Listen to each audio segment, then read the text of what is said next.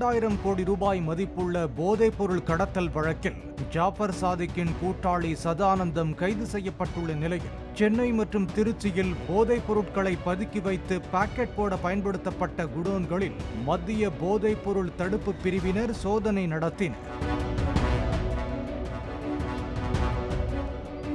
3,500 ரூபாய் வாடகையில் பெருங்குடியில் காம்பவுண்ட் வீடு ஒன்றை எடுத்து அந்த வீட்டை குடோன் போல பயன்படுத்தித்தான் போதைப் பொருளை சிறு சிறு பாக்கெட்டுகளாக்கி பாக்கெட்டுக்குள் அடைத்து வெளிநாடுகளுக்கு கடத்தியதாக கூறப்படுகிறது.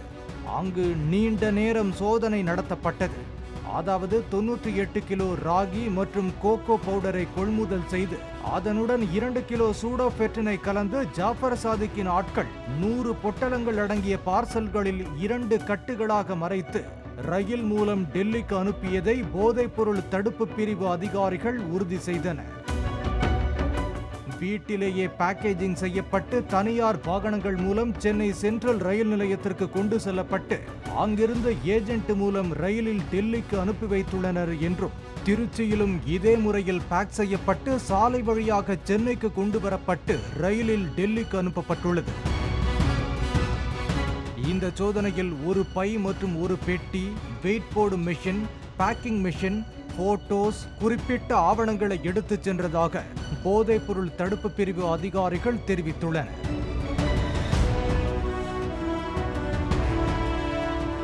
வீட்டுக்கு பூட்டு போட்டதுடன் வீட்டின் உரிமையாளரிடமும் விசாரணை மேற்கொண்டுள்ளனர். இதற்கிடையே சதானந்தத்தை ஒரு நாள் காவலில் எடுத்து NCB அதிகாரிகள் விசாரித்து வருவதால் போதை கடத்தல் சம்பவத்தில் கூடுதல் தகவல் கிடைக்கும் என்று எதிர்பார்க்கப்படுகிறது. பாலிமர் செய்திகளுக்காக செய்தியாளர் சரவணகுமார்.